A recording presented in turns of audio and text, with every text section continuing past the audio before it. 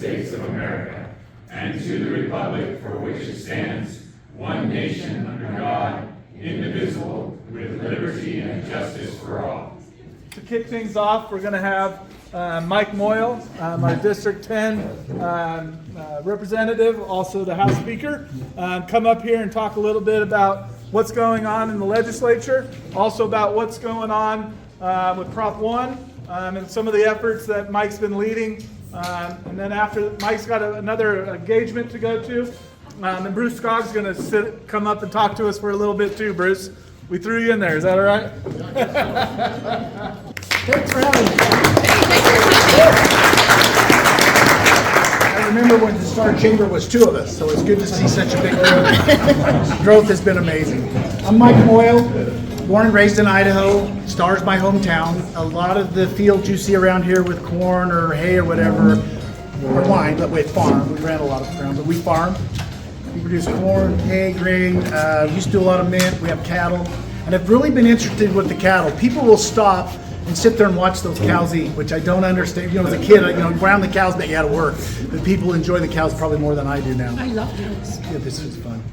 My wife and I, Janet, who can't be with us today, she's getting ready we've got to go to North Idaho. And by the way, I appreciate you getting me in and out fast. I apologize. We've got a fundraiser tonight for another legislator in Moscow, so we're going to go from here to Moscow. And my wife and I have 5 children. We have 10 grandchildren. And my father always told me when I was a child the only reason he let me live was for the grandchildren. And I never understood that till I got older. But I've been blessed to be your representative, be the Speaker of the House in Idaho. But I thought I would start off a little story about grandkids, since the grandkids are kind of the love of my life now. And it's, I've got one son that's not married, and I told him if he didn't get married, I was going to buy him a wife, because grandkids are what I want. The grandkids are awesome. But last year, we took our grandkids to Florida for a family trip. We got them all 9 of the 10 were there. And when we went, before we left, the daughter left earlier, and she had all her little kids, and she packed all their bags, their little backpacks, and they got all their stuff in there. And the 4-year-old has a little set of cap guns in the little plastic holder that Grandma gave him. Mm-hmm. And he was instructed that the cap guns have to stay home. And so Mother took the cap guns out, put them away. Well, everybody goes to bed. The 4-year-old is not leaving his cap guns. So he goes in and drags them out, puts them in his bag at night when nobody's around. They zip the back up. They get up early in the morning. They head to the airport, right? So here's my daughter and all her little tribe, and they're trying to get through and everything. And immediately TSA grabs all of them, puts them in a room, brings in all their bags, and asks, "Do you want to tell us what's in the bag?" Well, my wife's thinking diapers, clothes, what am I missing? What happened? So after interrogating him for a while, they finally asked to open the bag. They let him open the bag, and they unzip it, and here's these 2 cap guns, right? Well, that turned into quite the fiasco, because then the TSA realized they're cap guns, because it doesn't look that way on their little camera thing. And so they said, fine, we understand it's a mistake, no big deal, but we have to keep the cap guns. Well, you can imagine the 4-year-old, that didn't go over so well. So after about 15 minutes of arguing with a 4-year-old, TSA put the cap guns back in the backpack and set them on his way. So I'm very proud of my 4-year-old. But I bring this story up for a reason. Sometimes things that we think are one way are really something else, right? We perceive things to be this, but they're really that. We see something, we think it's this, but it's really not what we think it is. And we deal with that in the legislature a lot, with the press saying something about a bill that's really not true, and Bruce can give you examples of that.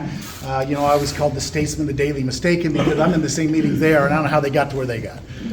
But I bring up this example because I want to talk a little bit about Prop 1. Prop 1, you're being told, and if you look at your ballot, it will say open primaries. And if you look at the thing that was sent to you in the mail, it will talk about open primaries. It's not what Prop 1 is. Prop 1 creates a new primary process. This is true. Top 4 basically creates 2 general elections, actually. But the other part is the bad part, and that's the ranked choice voting. Does everybody in there understand what ranked choice voting is? Yeah. It is not good for Idaho. And what it is the winner doesn't necessarily win. I'll use Alaska as an example. Alaska last year, 2 years ago, last election cycle, put in ranked choice voting, and it was the first time in over 50 years that they elected a Democrat. The interesting thing is, election night, the Republican had won the race, but by the time they do their little shenanigans with these algorithms that nobody in this room probably understands, the loser won. And the same thing happened in Maine and other states. We don't need that in Idaho. No, we don't. To give you another example, in 2 years, when you have the next election, there are going to be at least 18 races on the ballot. You're going to have the governor, you're going to have a senator, you're going to have the congressman, you're going to have your representatives, you're going to have county commissioners. You're going to have 18 boxes to check. If this passes, you're going to have 72 boxes to check as you rank them. And if you don't rank them, you may hurt or help your opponent. You just don't know because you don't know what everybody else did. It takes away the simple one person, one vote system that we have today, that we can recount, that everybody understands. And anyways, I encourage you to vote no on ranked choice. One of the reasons I was late here this morning was we're doing some commercials. We're going to try to prevent it from happening. This came from out of state. This isn't an Idaho deal. This is all out of state money that brought it and pushed it. And so I would hope that you'd tell your friends and would vote no on Prop 1, and I encourage you not to support Prop 1. Now let's talk about a couple of real quick things and then I'll sit down. One of the questions they asked me is talk about what I see is going to happen in the next legislative session. And generally I have to have my cheating notes because now that I'm old, can't see, can't hear. It's awful getting old. I have to have my notes, but we'll try to talk about some of them. One of the things you're going to see, and you're hearing a lot of talk about, and you saw a lot of discussion in the election, is school choice. And there's a lot of people on each side of that issue. Some pros, some con, some concerns, some think it's wonderful. And you're going to see a bill this year come out of the legislature. I believe from what I'm hearing from those involved, it will probably lean more toward tax credit, so we know it's Idaho citizens that are getting, not somebody else. Arizona put it in and about broke their state because they ended up paying for other people that didn't live in their state. So hopefully they will be able to find a bill that everybody can be happy with, that has the constraints that keeps everybody's concerns addressed. I firmly believe that money ought to follow the student. It's not just with that, but other issues, and I'll give you an example. During COVID, the state started sending money to schools based on enrollment. Now, any of you parents that had children at home, you remember sitting there and watching Zoom calls where your kids were being taught? Mm-hmm. Didn't go so well, did it? Mm-hmm. In fact, a lot of those parents never sent their kids back to school. Right. But after that, the state went back to paying the schools not based on enrollment, but based on attendance. The kids that actually have a backside in a seat. That is good for you in Idaho. It's good for all of us. But what happened when we did that by going back to butts in the seats is there's almost, 1,500 classrooms that just disappeared. Really? Because the kids were never there. We had this gaming going on where people would say they had students, and they may have had them. There's school districts, especially in some of the areas of the state where they have a lot of migrant workers, that the kids will show up in September, but by the end of September, they're gone, they're not there, and the state was paying year-round for a student that wasn't there. Wow. I firmly believe that the money ought to follow the student, and the governor's been there too and made it very clear. But that has caused this rift with some of the school districts because they're concerned it's a lot easier to get enrollment than it is attendance. There's more accountability when you have to prove that the kid was there. And you'll see some bills to address that because there's some gaming going on. So, and that all ties into the school choice issue. It's kind of a big balloon thing. One of the things that we're very blessed to have in Idaho is in Idaho we have a process where rules, does everybody understand what rules are? We pass a law, the executive branch creates a rule to enforce the law. And nationally, you're seeing it all the time, right? They don't pass bills in DC, my friends. They just make a rule. It doesn't get voted on, it's terrible. In Idaho, though, 2 years ago, when I became speaker, one of the things I wanted to really address was that rules have the effect of law. They ought to be passed by both the House and the Senate. Now, we got that done 2 years ago. And last year, we did a little bit more work on that. In fact, we get national attention now in Idaho because rules, law, same thing, one body can kill. It's a great thing. And you've seen how we're now the least regulated state in the nation. A lot of that is because they couldn't play the games with the rules before, because now they go through the legislature, every one of them. Yep. And it's made a huge difference in the state of Idaho, a huge difference. One of the other things you'll see more work on this year that you've seen the last 2 years deals with the budgeting process. Idaho has the same problem, and don't take this wrong, Mayor, or anybody else here, but sometimes government doesn't realize that their money comes from all of you, right? And it's really easy to spend somebody else's money, right? If I have your credit card, I'm going shopping, you know? And so there's this incentive. Now, we're blessed in STAR, Starfire, Star City do a really good job of keeping their budgets in line. You're blessed. And they're really open to the public. You know what's going on. But at the State House, sometimes those budget processes weren't so open.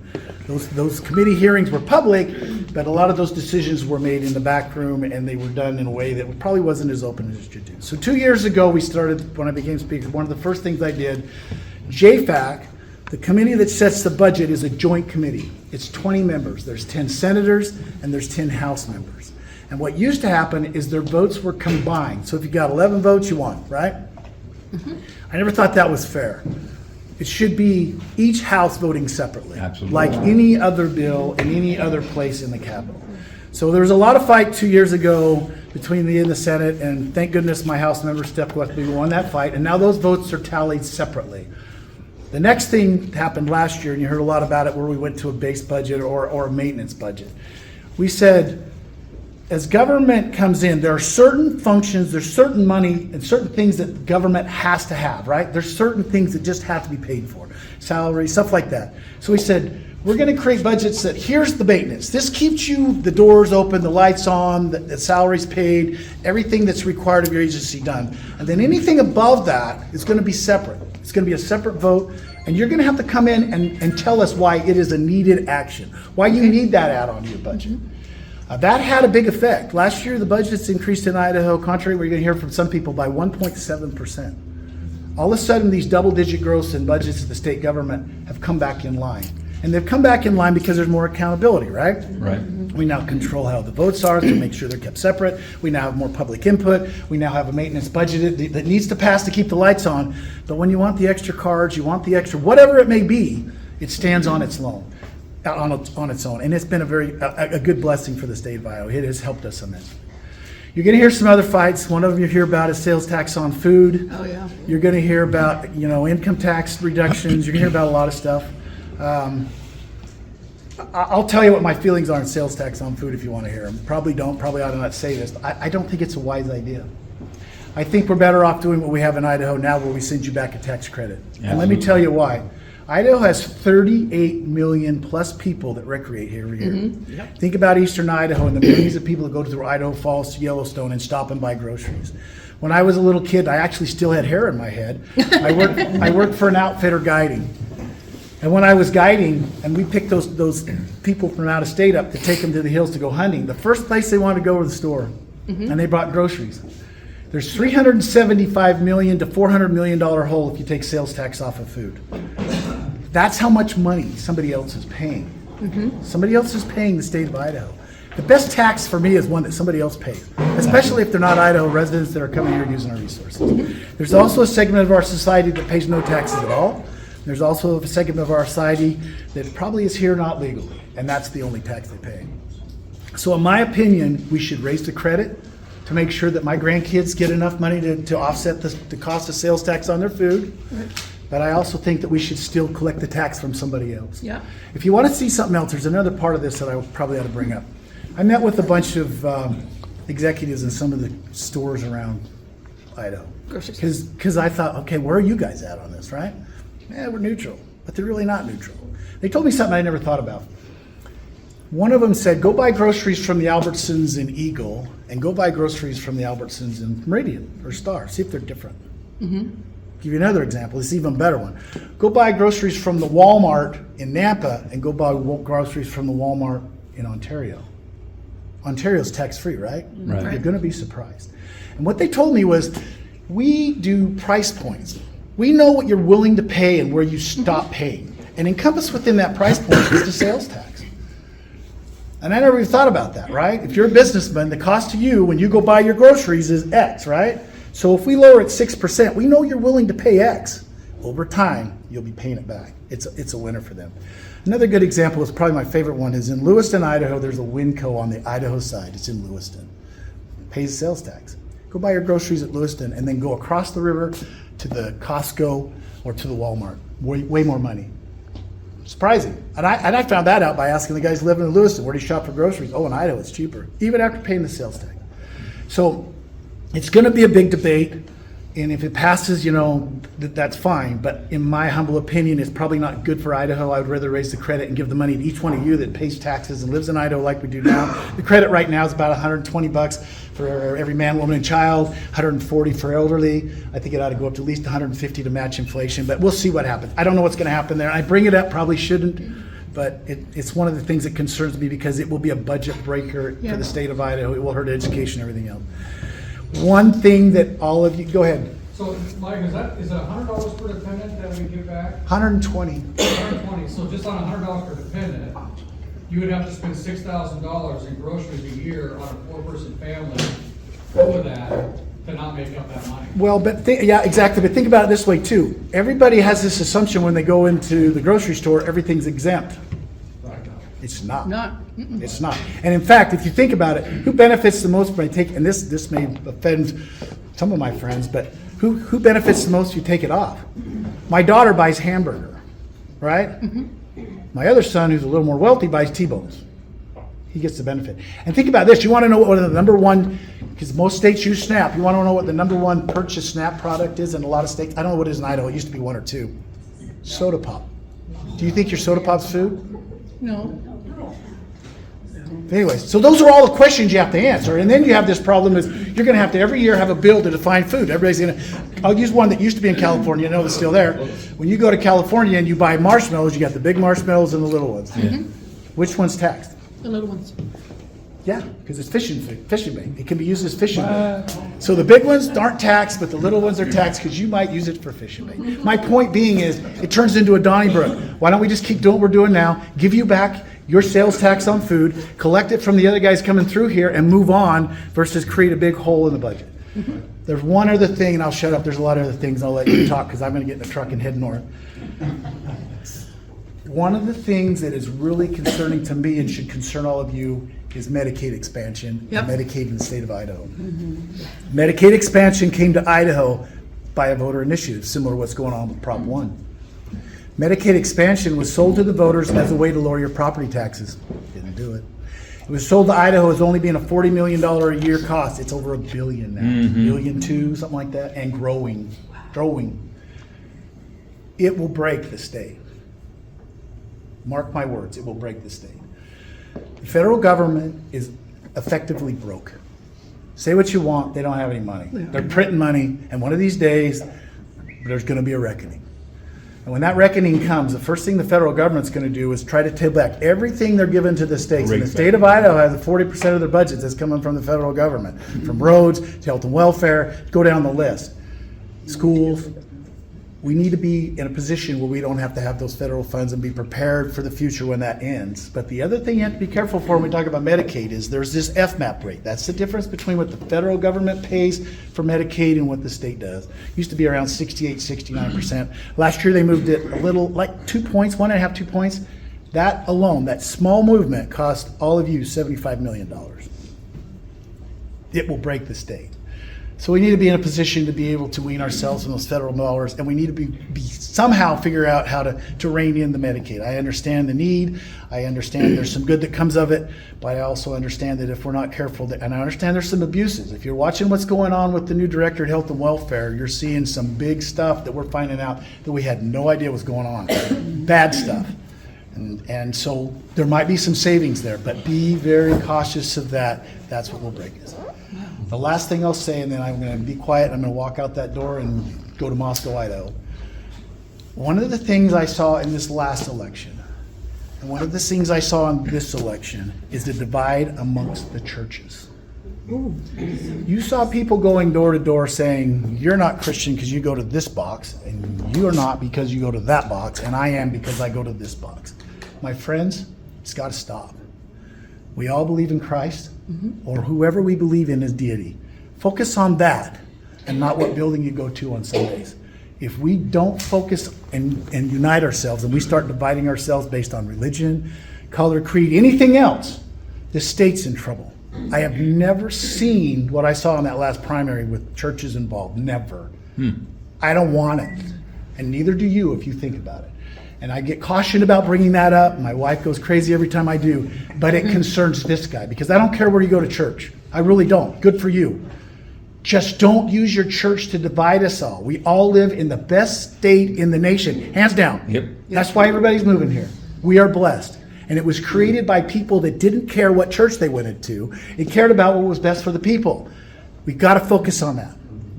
With that, I have spoke way too long. What places that if my wife was here, she'd be giving me the ah. But I want you to know I appreciate you all. We live in the best place. Star is amazing. You're all amazing, and I'm really glad to see you here. And I'm very grateful for the opportunity I had to visit with you. It's nice. All I will caution you in the end is back to the little handguns, right? There's two sides to every story. Be really careful that we get the facts straight before we jump to conclusions. Okay. And always remember the 4-year-old one. That's the best part of this. Bruce, our other House Representative, seat A? B. Seat B. Bruce has been a member of the Chamber of Commerce almost since I kind of got elected. And then you got to retire from your normal job. Local boy, College of Idaho, U of I, and then a lawyer here in the Valley. And he represents us well, and so we're happy to have you here to talk to us a little bit about what you see coming down the pipe. And then maybe if you would hit on that Prop 1 too. I saw a press release from McGrain the other day talking about the cost to Idahoans if for some reason that did pass. Maybe you could hit on that a little bit about what that cost would be as for the election. All right, will do. Thanks. And somebody wave at me when I've been too long. If Yep. it's just because you don't like what I'm saying, don't do that. But I'm telling. So my wife in the green back here is Debbie. We've been married 38 years. We met at University of Idaho long ago. We have 6 grown children and 10 grandchildren. So Mike and I are competitive. We're kind of in a race. But we have one on the way. So we're going to pass Mike with 11 soon. I was attorney for about 35 years, just retired from the practice in Nampa, enjoyed that much. I started out as a prosecuting attorney in Ada County, had a lot of fun with that. I'm chairman of House Judiciary and Rules, so that means I get some of the yucky stuff, meaning we go after the hard, ugly crimes and try to make it easier for our law enforcement to arrest the true bad guys within the bounds of the Constitution. I'm also on State Affairs, and we handle everything else that's on the news in that committee.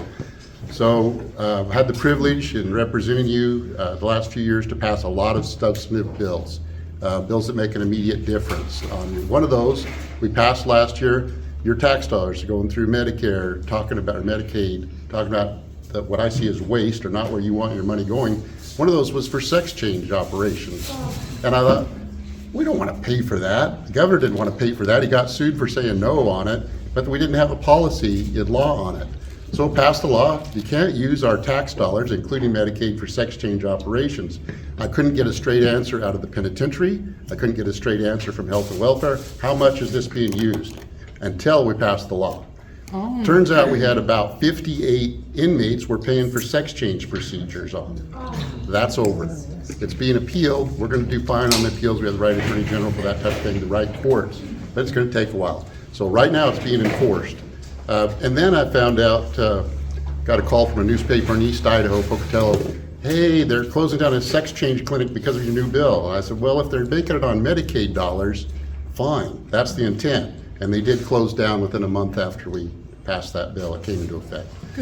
We outlawed sex changes on children. That's not the age to be chopping off your body parts and making those decisions. So that was taken care of. And then we live in a crazy world. We all know it. That's why we live here.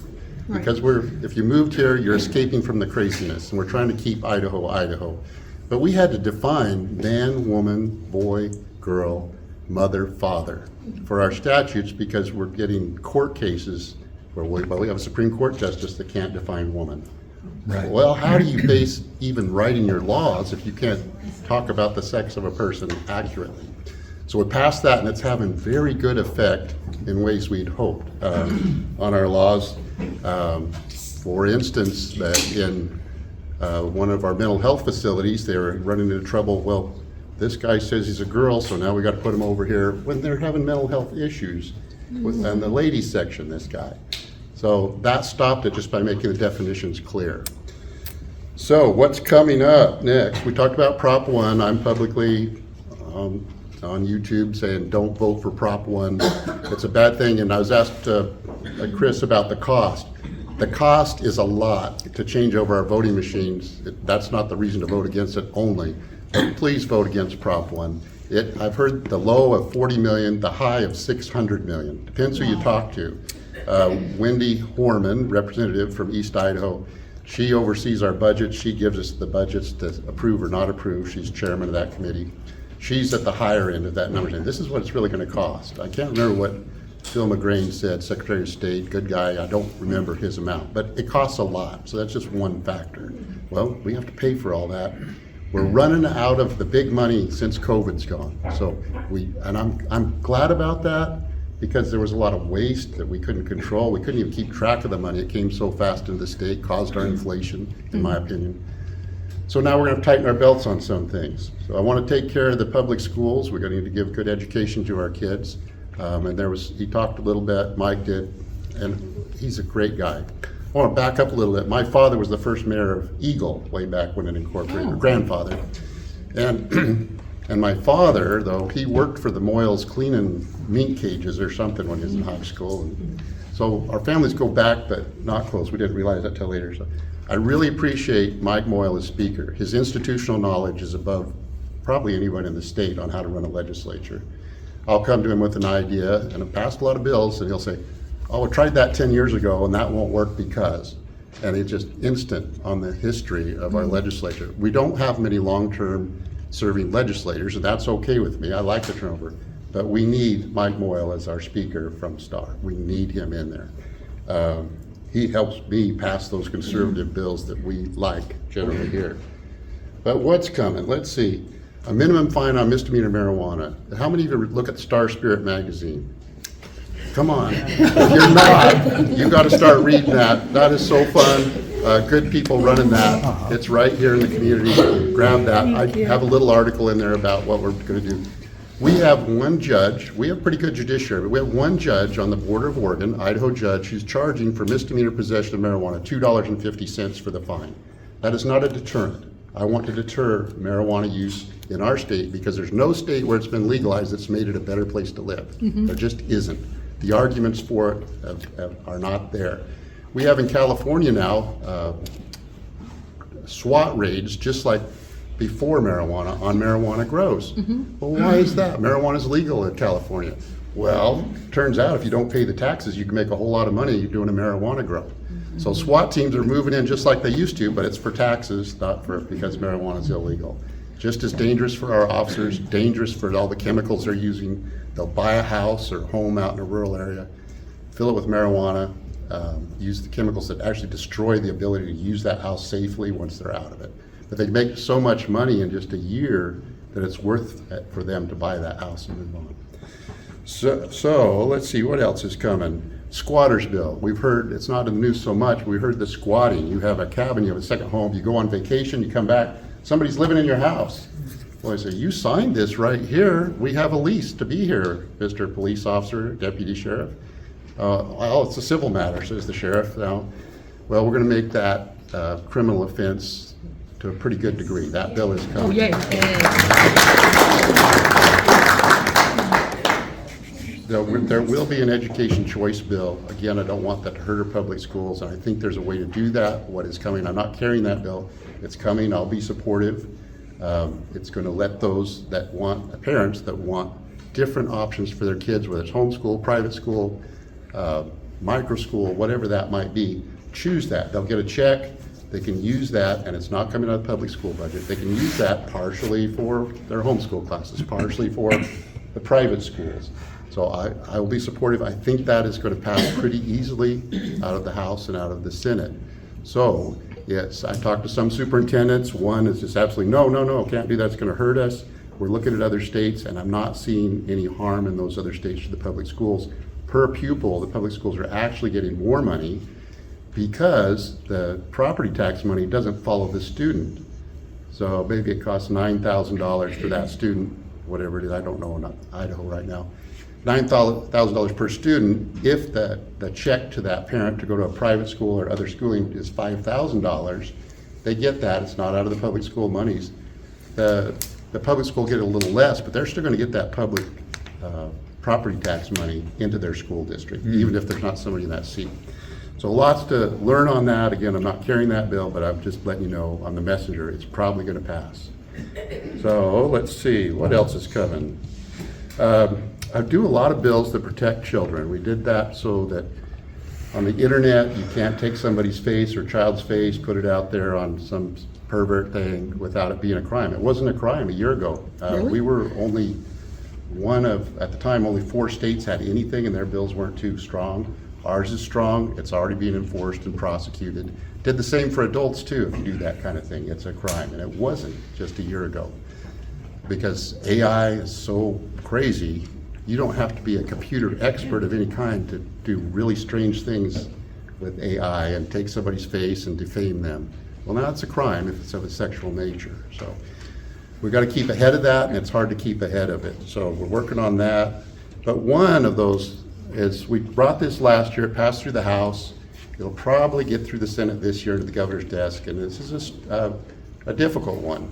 But protecting children, there's nothing more heinous to me than child molestation, especially when it's the worst cases, the cases we can't mention. So there's going to be a death penalty bill for child molesters when the victims are under the age of 11 and there's physical harm and there are other things. When it's one of those cases that you can't even repeat because it's so awful. Those are rare, but I think that's the right thing to do. You're stealing more than the life of that child.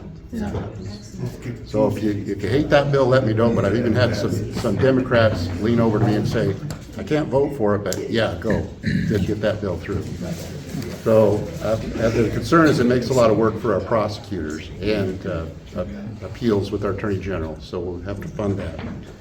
Let's see, there's a lot of bills we're running, but do we have time for questions, Chris? Yeah. There's one right away. So I've seen a lot of big white buses rolling through town. I've also seen a lot of newcomers, if you will, to town. And I'm just curious, what are we doing in the state about illegal migration? And how are we, as a state, what kind of dollars are going to support this? And I know that it's not something that we want, but it's something that's pushed on us from the federal government. Yes, the question is on what can we do, essentially what can we do as a state, because we have the federal government fighting even our law enforcement on illegal immigrants, people who should not be here because they're illegal, and they're rolling into all of our communities right now, sometimes brought in on a bus or brought in on a plane. Sheriff gets a call, deputy sheriff gets a call, our chief, that, hey, there's buses here, well, what's he gonna do? So right now, our police are prevented from often, because of federal rules, even asking about immigration status. So we have a bill that we brought at the end of last year, didn't get through. It will get through this year, I believe. Sharon Crane's on point on it. I'm the other one carrying it. So our police can identify and ask immigration status when they have probable cause to stop someone. So they're not going to go down the street and say, oh, you look like this race, so we're going to stop you. That would be wrong. But if they're on a crime, they can follow up and say, hey, you're shoplifting. We need to know who you really are. Because a lot of times what they get is no habla español, and we can never identify them to put them into the system to see about the next crime that may be committed. Because we do have rolling bans of, retail theft. They come through our valley. We've done a pretty good job catching them. But they're organized crime units, and a lot of those are illegal citizens, not citizens. Aliens. Another one will be, it'll be a felony, this is my bill, it'll be a felony to have possession of a firearm. Now, I don't know how, I don't like gun restrictions of any kind, but if you're illegal and you're carrying a firearm, it's gonna be a felony. And the next bill is then our law enforcement has to turn them over to immigration and ICE. Because there's federal prohibitions against our chief doing some of that. So we just have to fight back on the illegal immigration to defend our border. And that's some of the things that are coming. And we'll get some pushback from different groups. And I know there's probably farmers in here. Some of these bills, we get pushback from my good friends at Farm Bureau, and we're 99% there on bills, that they're not gonna like that. And then also the dairymen, they don't like me coming after the illegal immigration. So those are the battles we fight, and those are my usual friends. Question? So I wanted to ask Mike this, but he didn't have time, but, so we're sitting in a fire station, and this fire station can only assess property tax increases at a rate that's about half of what our growth rate is. And so their costs are severely outrunning their ability to fund their costs. Is there any potential relief that you see coming down the pike for that? And as you know, that's just a few years old. They used to be able to keep up, now they can't. Yes, I'm very familiar with a bill that I opposed that has put us in that position in a lot of communities. And we've talked about getting some fixes and some amendments, but I don't see those amendments getting approved or heard in the tax committee that I would like to see. So, and I'm not on tax committee. I just vote yes or no on those bills that come out of our tax committee. But I don't see any rescue coming on that this year. Wow. If somebody can write the bill, I'll look at it, but I don't have that. Yes, ma'am. I know you deal a lot with IDOC and the penitentiary and inmates and stuff like that. Do you see it being more cost effective to build another penitentiary out in the CUNA area because they are overstuffed and they're sending out inmates weekly to other states? Ooh, what's your background? I can't tell you. Okay. Oh, I wish I could say that here now. Yes, I would support more beds because of our increased population, and we're getting some very violent criminals and gang members that, in my opinion, are being released too early by probation and parole. And they're the ones committing our major crimes. I don't know about Star, but Nampa, I just met with a lieutenant over there. He gave me the list of names. All these serious crimes were committed by people that were let out too early from the prison while they're on parole. Serious crimes. The one that just wrecked off U-Stick and is now for trafficking meth, and the canine dog was killed, is let out early. And then we have an issue that, I don't know if you know, we have inmates out on work release. That walk away. Well, that too, but we have them on work release, and that's a good program in the right situation. But we have some that are on, so if you get 10-year sentence, 3 years fixed, means you can't get out earlier than the 3 years, no matter how well you behave. We have some inmates that are out there on work release in that first 3 years, the fixed portion. And some of them are going out without knowledge of the victims, where they can be out actually doing a job where you go to somebody's home. Oh, no. So I have a bill drafting now that take care of that. So there's, I lean your way, Yeah. more beds because of the serious crimes. We're not loading the place up with people with marijuana. But I'm holding strong on the marijuana at the border, just so you know. So I hope that helps. Mayor? I just want to, something you didn't mention though, that Representative Skaug was very big on getting mandatory minimums for fentanyl this last year. So you gotta praise him for that, because now fentanyl is harder. We do harsher punishment on fentanyl traffickers and stuff here in the state of Idaho, so we appreciate you on that. And I will just tell you that we protect our borders in Star, so we don't have a high crime. So. Okay. Right on. I appreciate Mayor Chadwick, because he'll actually come and testify in my committee, and that was one of the bills he came and testified on, to get the mandatory minimums on trafficking and fentanyl. And the fellow that just killed our canine in the car wreck here, he's charged with trafficking in fentanyl, and there's gonna be a mandatory minimum. So if I get a liberal judge, and again, most of our judges are good, liberal judge has no choice, he's going away for a long time. Good. How am I doing on time, Chris? I think we're good. Does anybody else have any other questions? I really Yeah. Want to come? He's also going away for the murder of a police dog too, isn't he? Is that a, is that I a? don't That's a know- crime. I don't know what Yeah, the I charge saw is that. on that, but. Well, that was part of the crime too. He's going Said away it was for the same as the the death of that police dog, Riddick. Yeah, I They saw that. elevated it to like the death of a police officer. Yep. Yeah, I saw that. What's your question, Mike? I'm just seeing if Chris has given me the hook yet. No, not We yet. got a couple more. So killing Okay. a police dog is like killing an officer, is that correct? Yeah. I don't Yes. know. They elevated it to a- I don't know. That's what I saw. Okay, Yeah. good. So the current majority on the ACHD commission seems to be straying pretty far from what ACHD's mission is. I hear they're now talking about setting up disparate impact fees depending on whether you're in the east part of the Ada County or the west part of Ada County. Is the legislature doing anything to, or contemplating anything to kind of reel ACHD in a little bit? Because, you know, they're a unique construct, and there's only one like them in the whole country. And it seemed like they're not doing what they're supposed to do anymore. chairman in the House of that committee is Joe Palmer. And yes, we're talking about those things now, so I can't tell you specifics. We have concerns. I do. Okay. Yes, we do. And Mayor Chadwick will be down there to testify. I'm sure he will. And by the way, I welcome and invite you to come testify on a bill you like or don't like. Just show up at committee. You get 2 minutes, you say, I love this bill, I hate this bill. It's not a heavy, and it's kind of fun to participate that way. And as your representative, and I am up for election, appreciate your vote.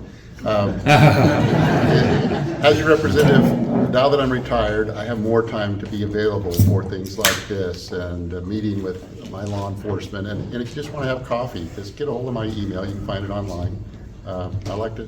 I had 2 coffees this morning before I got here, so I'm a little wired. So, is that it? Okay. Thank you so much. All right, just a couple of general announcements, and then we're going to highlight some of the businesses that have renewed or new businesses into the city of Star. This weekend, Saturday, is one of our biggest events of the year, is the Star Chili Cook-Off. I'd love to see everybody that's in attendance here there on Saturday. If you're cooking, thank you very much. If you're volunteering, thank you very much. Jennifer has a sign-up sheet. Where's Jennifer? Right here. There she is. We're still looking for a few more volunteers. There's some different time slots that are available, from an hour to 2 hours to, if you want to be there for the whole day like me, you're more than welcome. Come on out. There's different things that you can sign up for. Jennifer's going to walk around and just put your hand up as you're walking around, and she'll sign you up. With that Star Chili Cook-Off, it's going to be from noon until 4 o'clock. Parking will be a little bit of an issue in the morning because we do have Star Recreation and soccer games. If you're there, you want to come watch me yell at little girls, I'll be coaching. It's always entertaining. Wow. So I'll be there in the morning, and then obviously there for the chili cook-off, but we'd love to have you. It's one of our biggest events of the year. Like I said, Jennifer does an amazing job of bringing this to the citizens of Star as an event that the community can rally on, that is a local event. So thank you, Jennifer, for all the work that you do for us. A couple of other just general. Can I Go just ahead. add a couple of things? Sure. Thank you very much. So yeah, again, like the event starts at 12 o'clock for the tasting, and it is done at 3:45. And so if you're planning to come and taste all the chili, make sure you have time. Don't show up at 3:45 because there's not going to be anything left. Right. Come, earlier. Regarding the parking, yeah, it's going to be limited. Plan on parking on the east side of Hunters Creek in that east parking lot, or at Pavilion Park.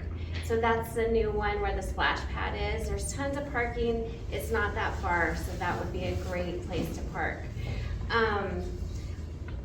I thank you for everybody that has signed up to volunteer. Really appreciate it. I would love a few more. And so on this list, there's just write your name and your email, and then over here it shows the times that I'm looking for the volunteers. So if you wouldn't mind, if you're able, please sign up, and you do get a free tasting wristband if you volunteer. So thank you. How many volunteers do you need left? I have 10, 11. Are there 11 people, 10 people? Yeah, see, we got a big group here today. Hopefully we can make that happen. There's 2. We get like 5, so 3 more people. I got 5. 3 more. Give me 3. Give me 3. Give me 3. Yeah. 4 people, raise your hand, come on. Jennifer, we have all right. Yeah. Jennifer's going to be going around getting that. Yeah, so I'll send around the sheet and, sign up when it comes around. And then the other thing is, so we did have tickets that were available online to purchase in advance and save a little bit of money. That has closed, so you can't get your tickets any longer online in advance, but you can come to the event and get them there. So, we'll have plenty of chili for everyone, but there's Isn't it some. open to the public at 11? It opens to the public at 11, so that you can get your ticket, and then you don't. to help, with the crowd and everything. And then also, we added a beer garden. So this is super exciting. The Chamber is doing a beer garden this year. We have volunteers volunteer, and it's going to be super fun. You can volunteer for that, if that is your. For no free tasting there. Well, yeah, that's a hot item, so let's see who gets it first. A couple other announcements. One, the City of Star is having their open town hall meeting at the City Hall on October 16th. Is that right, Mayor? You and the chief, the two chiefs. The reason that I bring that up is because the Proposition 1 has had a lot of misleading information, and there's been just different things going on. That's one of the reasons that the Chamber reached out to have some of our representatives here to come in and speak on that. Mr. Mayor? Then October 22nd, we have a State of the City at 7 p.m. at Life Spring Church. Okay. If you guys want to come to attend that. Yeah, and the reason that I brought up the October 16th one is the fire district, their levy. It seems like I get online and there's I never thought it would be such a hot topic for the City of Star, but it's really become a huge talking point. And a lot of it is miseducation of the people that are keyboard warriors. And so I challenge those people to get out and actually come to the fire department, make an appointment to talk to Chief. He is more than happy to talk to just individuals. He's holding open houses all the time. He's going to be at the town hall. He can speak to you about it then. Reach out and get the right information instead of just getting your information from Joe Schmo on Facebook. And so those are a couple of the other things that are going on. Any other events that I missed? Tomorrow morning, the groundbreaking. Oh, yes. Tomorrow morning, 8 a.m. I'll be at 8:30. 8:30. Fire department is doing their groundbreaking ceremony. That would be if you're going up Plummer to Floating Feather, hang a right, and it's on your right-hand side. So that'll be at 8:30 tomorrow. If you want to come to the new fire station groundbreaking. Yes. Oh, that's right. Yes. As some of you know, one of our members lost their son, Brian Fusini and Sam, that own Proof. Proof has been very, very kind to the Chamber, probably to a lot of you, at their restaurant. Brian has a huge heart. He supports veterans, the military, first responders. They do a lot for the Chamber of Commerce. So the Chamber of Commerce, we put something together for them and sent it to them, but we're also going to be doing an event. Liz kind of spearheaded it, and it's going to be October 26th between 9 a.m. and 2 p.m. You'll see an email coming out from the Chamber about this event. It's going to be like a car show / ATVs, motorcycles. We're going to have just kind of a rally for the family just to show our support. So if any of you can make that, please come and just show your support, even just by attending. The bigger the crowd, I think, the more lasting impact it'll have on their family as they're going through a tragedy. So you will see something from us, from the Chamber, that'll go out as we're getting closer to that date. Okay? Am I missing anything else? Yep. Yes? 2024 Christmas Bowl. Oh, yeah, I'm going to do that right now. The Chamber, Arden. What can we do to help with that rally? How about if you're interested in helping with that rally and being kind of an ambassador for that, if you would get with Liz. Yes, Liz will be here after the lunch. Please get with her. She's going to be our ringleader for that. Christmas bulbs. This is our third annual time of doing this. This is our third annual Christmas bulb. These Christmas bulbs, we sell them. They always have something relevant to the City of Star. This year, we have the world famous Star Mercantile on the Christmas bulb. So we'll be giving one away on the drawing today. You'll be seeing them for sale between now and the holidays. They'll be at the Star Merc. They'll be at City Hall. They'll be at Star Sewer and Water District. They'll be here at our meetings and after hours. If you would like to purchase one, Lori is here at the table. It's a good fundraiser for the Chamber of Commerce, so when things do happen and we're donating to the community or helping out with businesses, this helps fill some of those coffers, so we appreciate your support. And they are limited edition, so they're all numbered. 250 of them. And we still have a couple of the 1s and 2s, right, Michael? Yes. The first and second ones I can't. Yeah, so if you want to get like a set of them, we could probably make that happen. Okay, on to renewals. First one, Mr. Anderson. Anderson Property Group, up for renewal. Come on up here, Arden.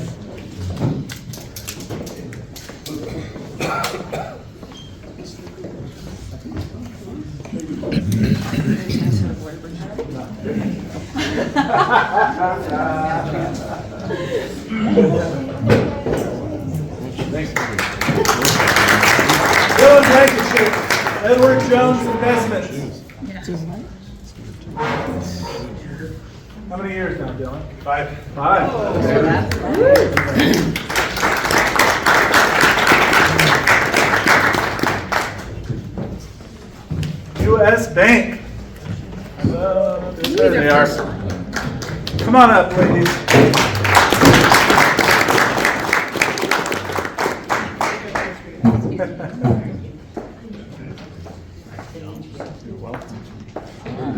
One in the middle.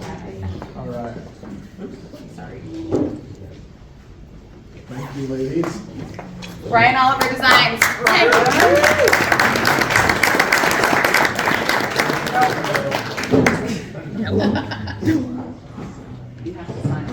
I'm Brian.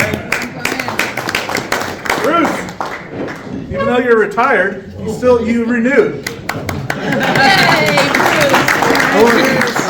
Your wife, I won't tell her that you're still. Where's your picture? No pictures. City of Star. Mayor, do you want to take this? Yes.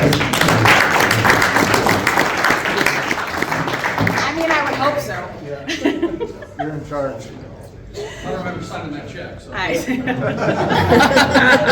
It's on auto draft. Don't worry about it. Yeah. Are you going to be judging the chili this year?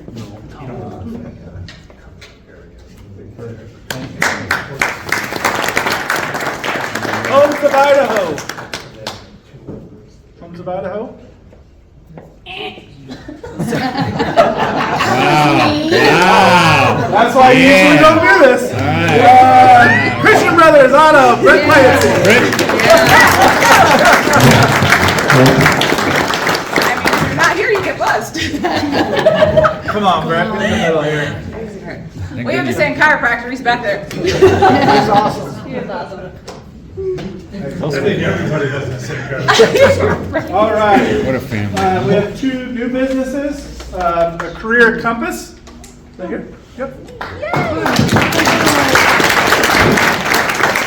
And after we take a picture, I'd like you just to introduce yourself to the members and a little bit about your business. Okay, so my name's Laura Marino. I've been in staffing, human resources, and employment for a little over 25 years. So what I do is I help with resume writing, employment searches, interviewing skills, so kind of a career coach, job coach, if you will. And yeah, I just started my business in January, kind of to do something when I retire from my real job. But yeah, that's a little bit about me and what I do. Glad to be here. Thank you. iCast? iCast. There it is. You're going to get the explanation. Thank you so much. Take a picture and then why don't you introduce yourself. Thank you. I'm Chris Parkinson. It is iCast LLC. You'll see me online as iCast Networks, but it's IT services for business. So anything from computers, network, firewall, phone systems, end to end. Look us up. All right. Thank you.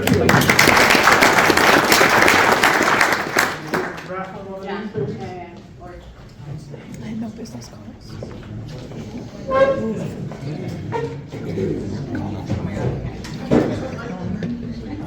Ben, epic exterior services. All right.